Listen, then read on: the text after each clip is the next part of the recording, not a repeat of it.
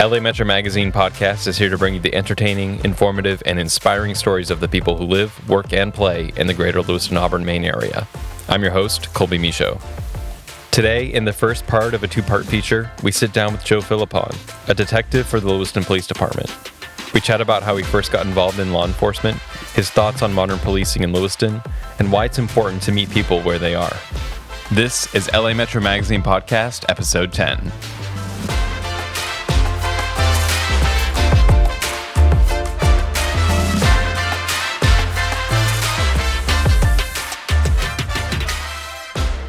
Hey, Joe.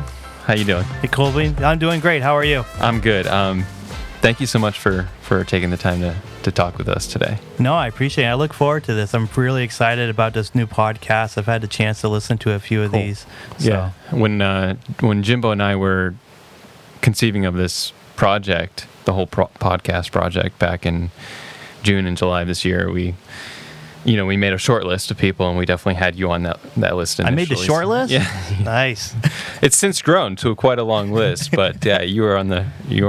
Well, that's the nice. Beginning, so that's pretty cool, and now we're here. So, just for context, because this obviously it's not live, but we are at the end of September, and leaves are falling. Already, yeah. Summer ended rather abruptly. One weekend, I was at the beach with the family, and the next weekend, we were filling up the pellet stove. I know, isn't that crazy? It was. It was like 2020, so yeah, the week I'm before. surprised it hasn't snowed yet. I know. Well, there's frost on the lawn in the morning now. There is. Yeah, except for this weekend, it's supposed to be nice and warm again. So it's just a tease. Yes.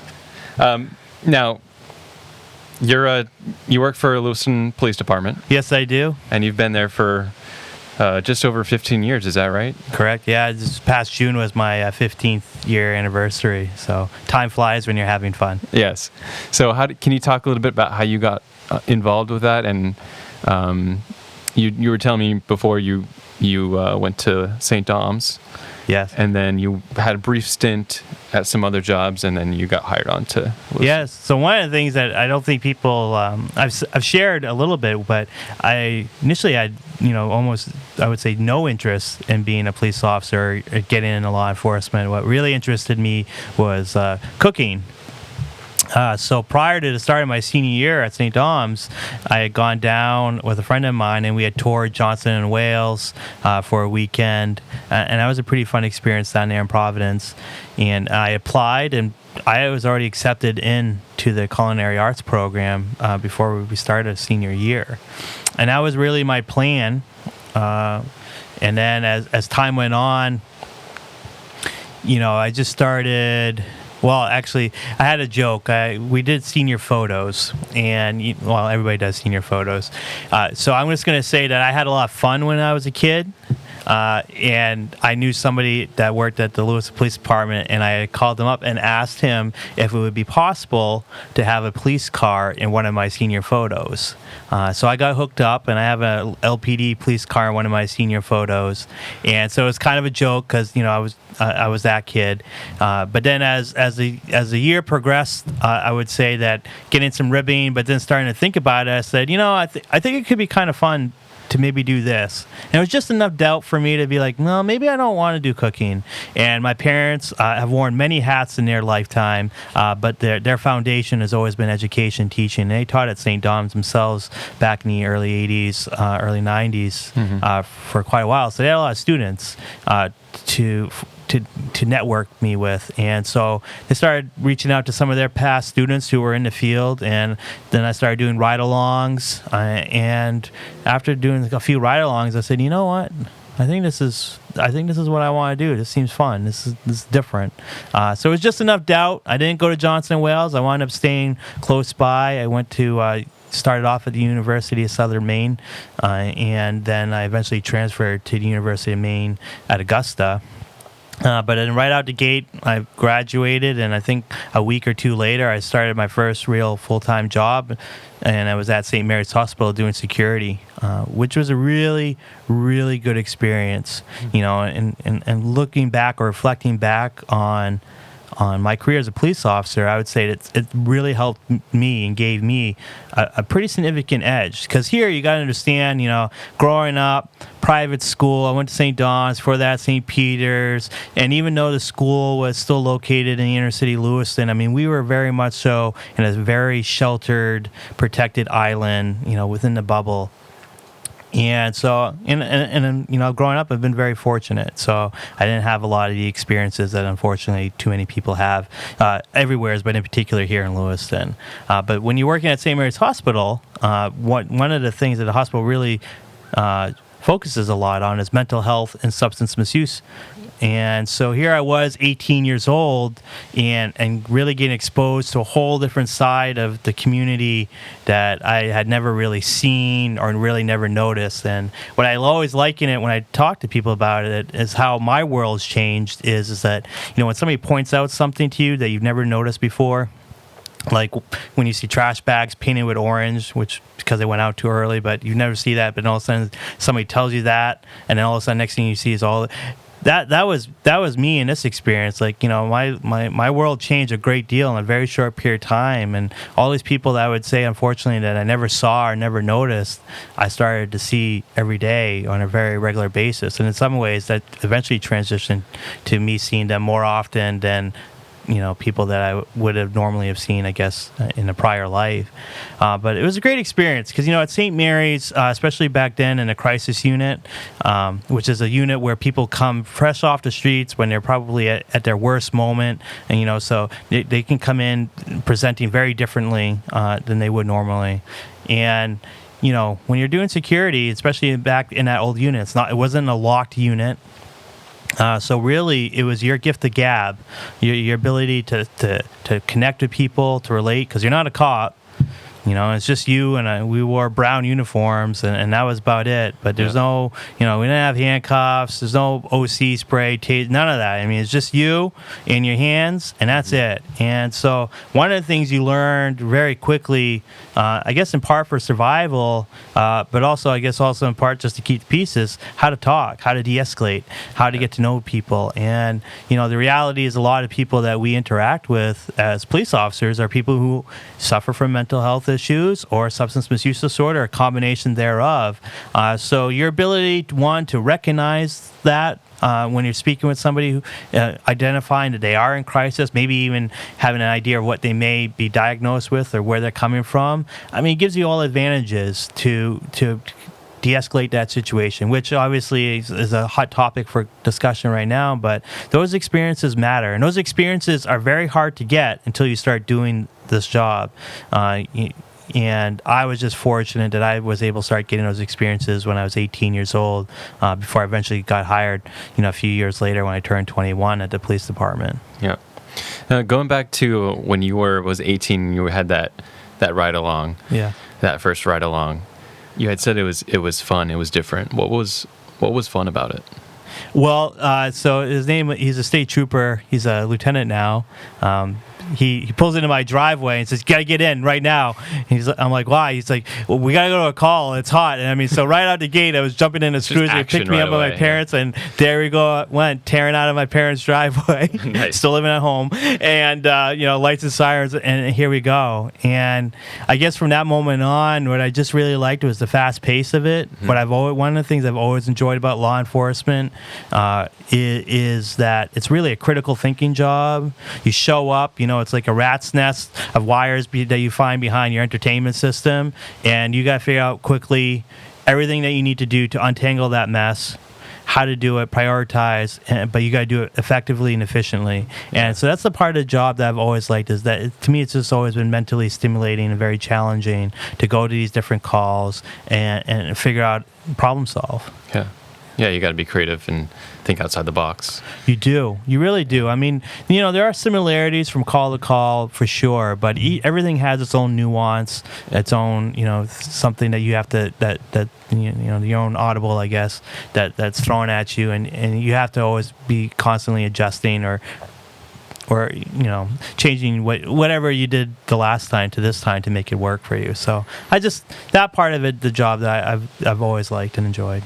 Would you recognize that you're the type of person that enjoys the constant movement and not really one to sit still necessarily, behind at a desk every single day from 9 to 5. And was that one of the reasons that you were kind of called to this I think so. I mean, the desk is very challenging for me. I very much so like being out. I really like the social aspects of engaging. So I think for me that's been one of the bigger adjustments going out back to the detective bureau, is that when you're not out actively usually doing investigation, a lot of your time is spent typing reports, listening to interviews, doing massive record dives and researching. So, you can spend sometimes a lot of time there at your desk just going through things, which is very different than what I've been doing, in particular the last 7 years on the community resource team. So it's been an adjustment for sure. Yeah. So since you brought it up, let's talk about the community resource team. Yeah. From my limited understanding of it, it's basically like people on the team are sort of a liaison between the residents or citizens of the community and the businesses and other city resources. No, that's a really good summary. I mean, some of the ways I would describe it is we're like school resource officers, except we're not assigned to the school, we're assigned to the community. One thing I always enjoyed about that position is that there are some things for sure that you're tasked with or assigned, right? You're always going to get that. But generally speaking, it was, well, you're here, so find something to do. What do you care about? What are the issues, So, when I got on the community resource team, a lot of it was like, well, you're just fresh off the road. You've been working patrol. You've been working on a 3 to 11 shift. You've been working down in the inner city neighborhood around Kennedy Park. What are some of the things that you were seeing as a patrol officer that were maybe frustrating, that you never had the time to address, maybe weren't necessarily law enforcement matters, but something that we constantly call on. But now you have the time. You're not tied to the radio. So now you have the time. Figure it out. How can you make that better? Can you reduce a particular call for service at a location or a type of call, whatever it is. And so that's one thing I always enjoyed. That's one thing I still enjoy about that position, is that you really got a chance to think outside of the box, partner with people that can assist you. Law enforcement, we may deal with a lot of stuff, but we're not necessarily going to be the ones that can solve or provide the services or supports that people need. So one of the things that I liked with Crow is it gave me the opportunity to get out there and learn about those services, learn what's out there in the community, learn who wants to offer help, who can support the police department. And that's really, one of the programs that I know is being talked quite a bit, a lot lately locally, is Project Support You, which is a partnership between the police department and Tri-County Mental Health Services, so that it's no longer always default the police officer having to interact with somebody when they're struggling the most in crisis or experiencing an overdose. And, we can go there now, make sure everything is safe, and step back and let somebody else go in there who's not a police officer, who comes at that from a medical, clinical standpoint, which is what those situations and what those calls generally are, and help assist that person, help treat that person. And, when I started at the police department, we actually used to have that. We used to have a full-time, dedicated person, 40 hours a week, that was paid for by the state through DHS. And it was great, when we had that crisis worker riding around with us, and they could do all of this stuff and really de-escalate situations and sit there and do evaluations on people in the field. And if she knew that they needed to be placed, she could start that process right then and there. We lost that for way too long. And Project Support You is, in many ways a way of bringing back what we used to have, but it's also a little different. One of the things that we did with this is that we didn't want our worker to look like or present as a police officer. So previously the person wore all blue, and generally you would have assumed that they were a police officer, whereas today you would never confuse the two. But that was done intentionally, because it's really about, if there's ever one thing you learn, or I've learned as I get older and older, and unfortunately getting older, is every day perspective matters. And I have my lived experiences, you have your lived experiences. Through that, there is some knowledge, but there's a lot of stuff that we just don't know, we haven't experienced. And then flip that is when you're trying to support or help assist somebody, if they have an aversion to you, and in this case, a police officer, whether right, wrong, or indifferent, but if they don't feel comfortable with you, then they just don't feel comfortable with you. That shouldn't be a barrier for them to get assistance and support.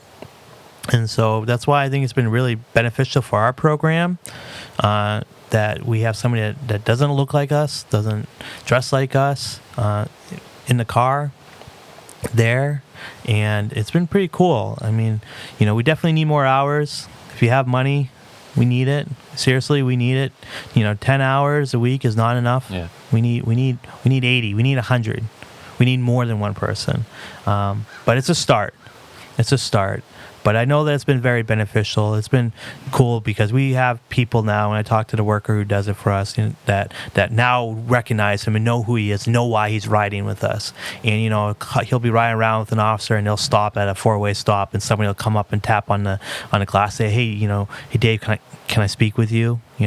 That's a conversation that would not happen otherwise, right? Yeah. Hey, I know this person over here. I'm trying to get some services. Do you have any ideas? Or, hey, I'm in need myself. Can you help me?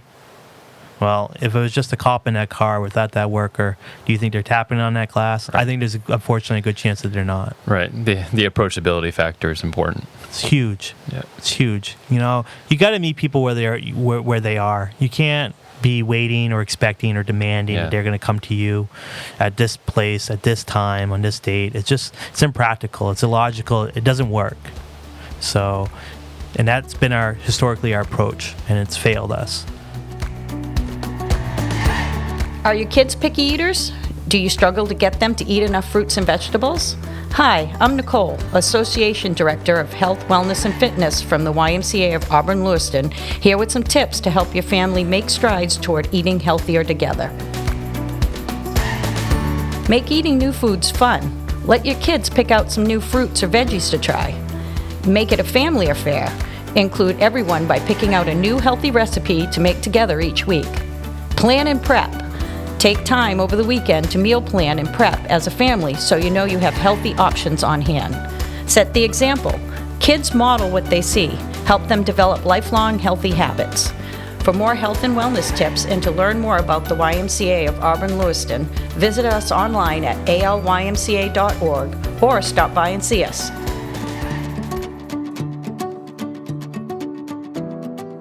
I've noticed you've sort of described people on the team, or even yourself, as helpful, supportive.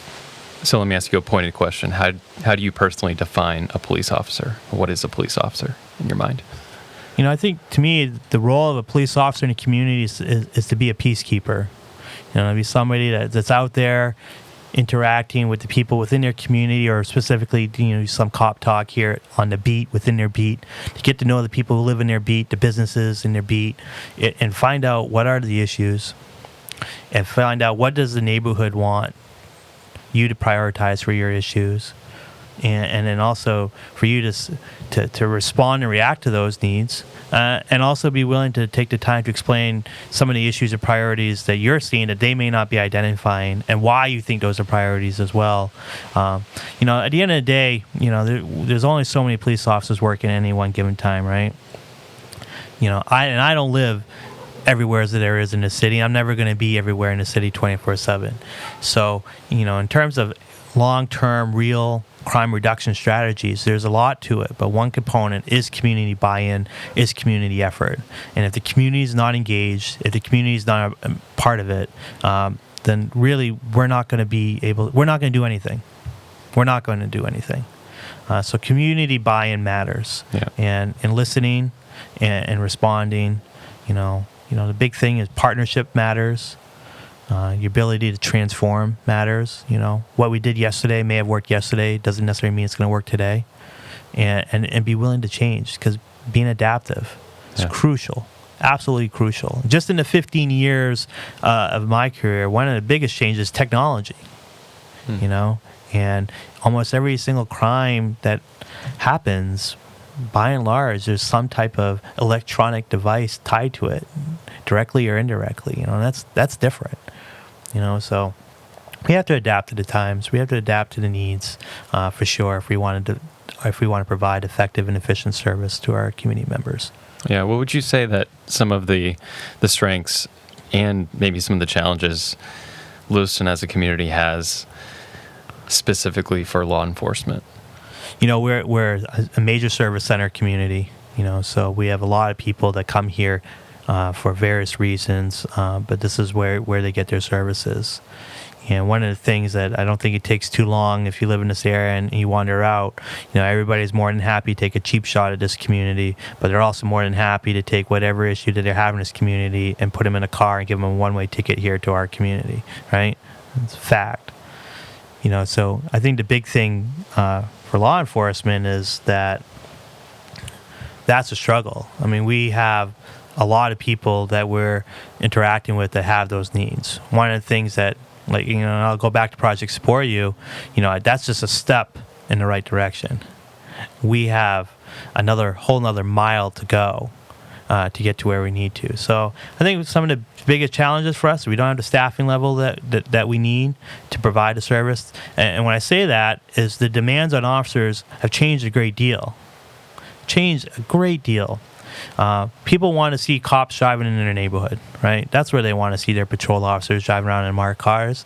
They don't want to see them at the station, right? That's reality. But it's impractical. You know why it's impractical? Because the amount of paperwork, the expectations that officers are expected to do, all the different things you're supposed to photocopy, scan, upload, attach, download, all of these things.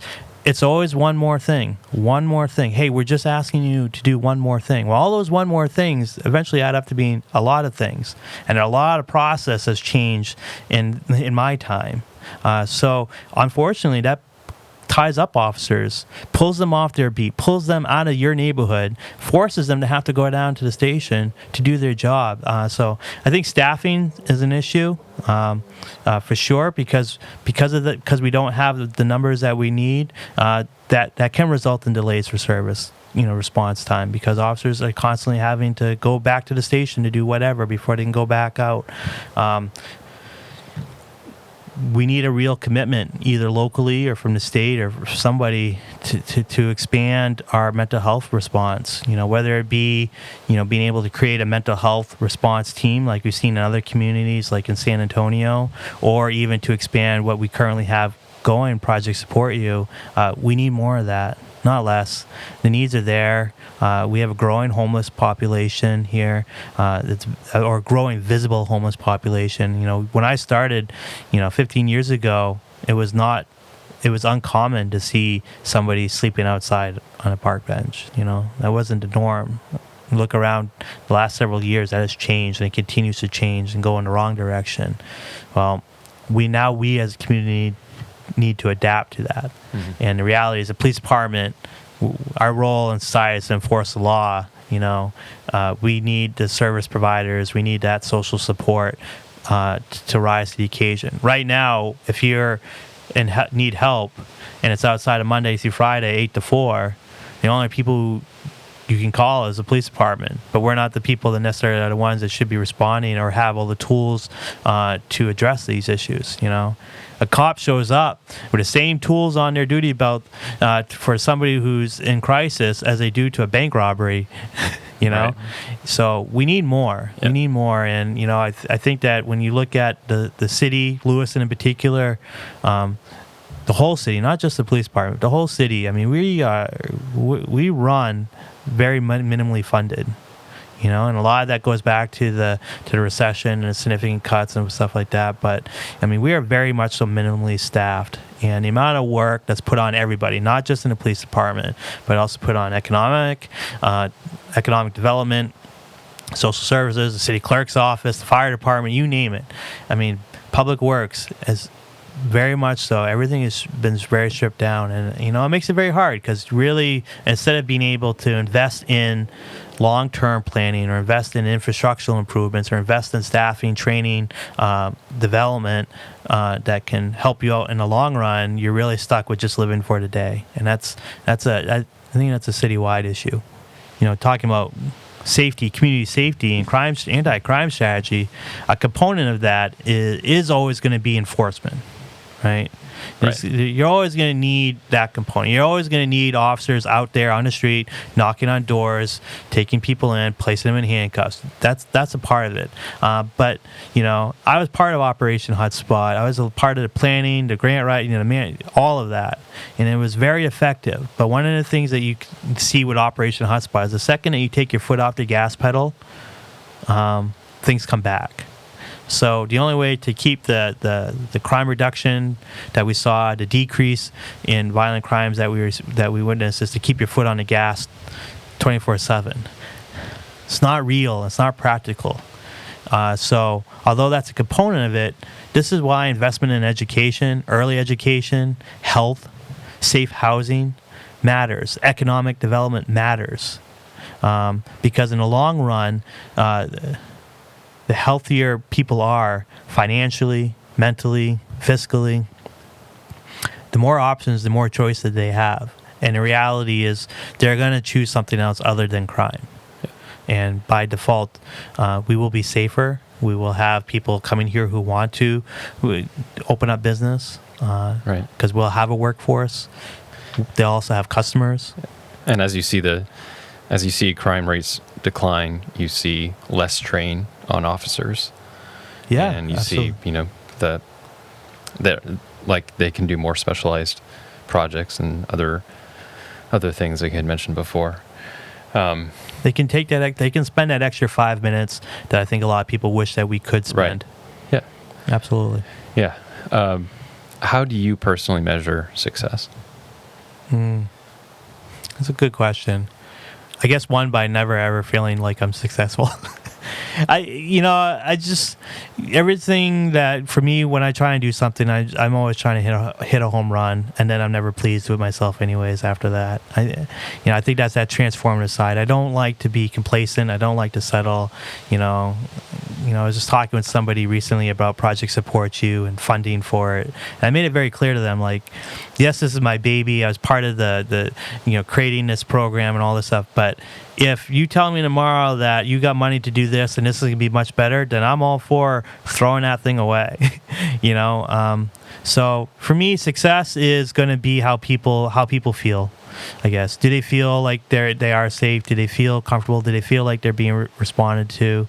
Do they feel like, since we're a community that has a lot of needs, do they feel like their needs are being met? Do they feel like they're being heard, listened to, and that action is actually happening? Because a lot of times, it's very easy to just sit there and have a listening session and then say, good, well, we heard you, and then that be it, And I think when you start seeing more community-wide buy-in and engagement, maybe that to me could be a measure of some success. Yeah. Do you ever set any goals? One of the things I'm always looking for, I like numbers. I was going to say quantifiable goals. And has that changed as you've gone through the 15 years and now that you're in the detective role? Has that changed at all? Numbers matter. I've always looked at numbers. I've always been a bean counter. I've always wanted to be, if there was a top 10 spot, I want to be in the top 10. If there's a way to get to number 1, I want to get to number 1. With a lot of looking at some of the work that I've done within the community, sometimes it's kind of frustrating because it's hard to put a number to it, and there's maybe really no way to put a number to it. Yeah. But, be looking at calls to service, For a period of time when we had Project Support You launched, we did see a reduction in overdoses. We saw a reduction in overdose fatalities. Thought that was huge. COVID's thrown a wrench in that, but yes, I think data and analysis matter on measuring success, and then some of the stuff that we are interacting or trying to solve, maybe it's sometimes too complex or the data isn't going to be there yet. We know that kids getting efficient education, effective education at a young age is going to change their life outcome for the better. But then you're also stuck waiting, 18 years to see if that's true, and it's hard, and it's hard to sell people on that, because they want to see the results now. We live in a very instant. I need to see gratification, or I need to see my, what my dollar went and got me right now. And some of these things are large, and it's going to take a lot of time. And we as a community need to understand that, accept that, and we need to have the endurance for it. Right. You talked a lot about de-escalation or, crisis situations. Can you recall, or would you like to share an experience that was profoundly impactful on you, as in if it was like a, very strong learning experience? The one that in many ways is kind of silly, I guess, or maybe it's not. Before I was a police officer, when I was working at the hospital, we had this person up in the psych ward who was just extremely combative, fighting with staff. So we as security were trying to, restrain them, calm them down, and then we were actually waiting to get them transported out. Like, they were that bad that they needed to go to up to Augusta.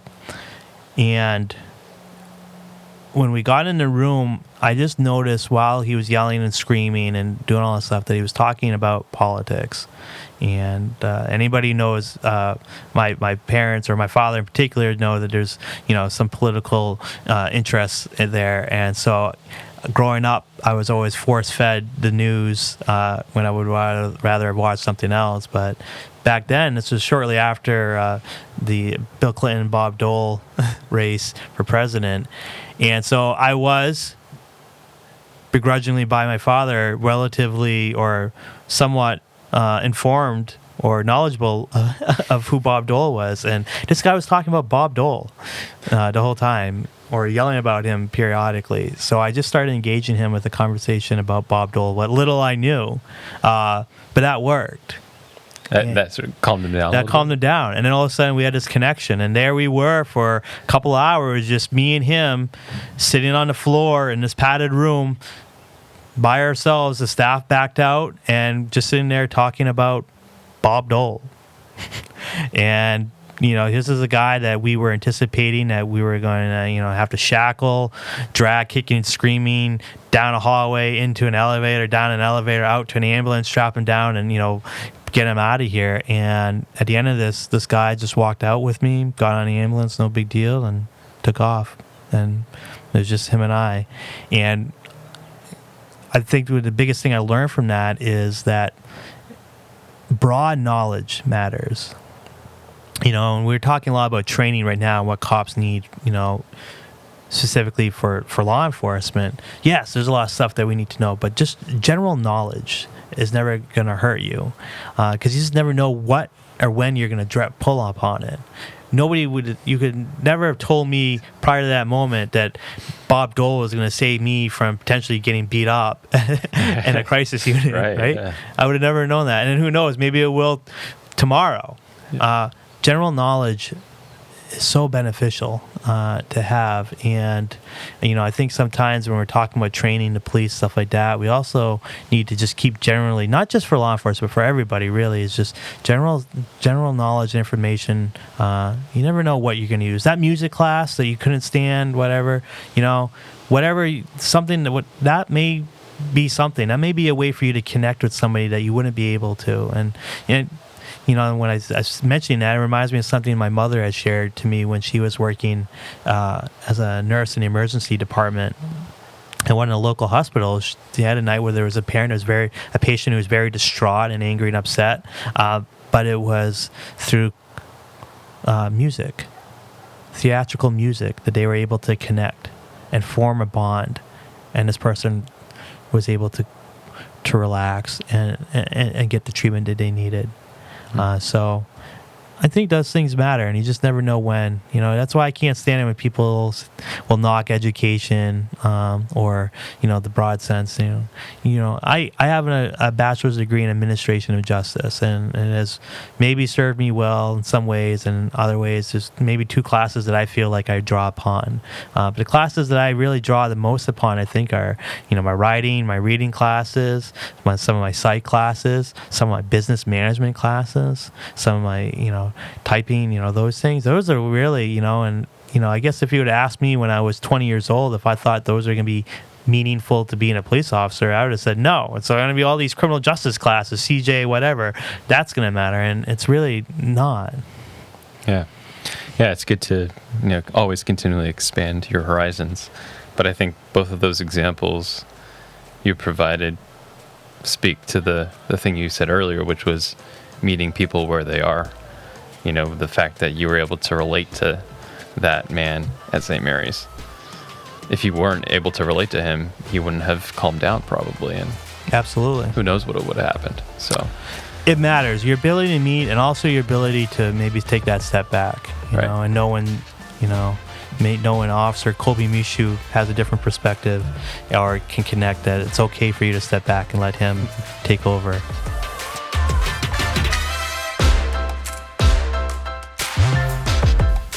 my thanks to Joe for his time and his commitment to serving and protecting this community. Stay tuned for the second part of our conversation coming up in a future episode. A big shout out to the YMCA of Auburn-Lewiston for sponsoring this program. You can find out more about them at alymca.org.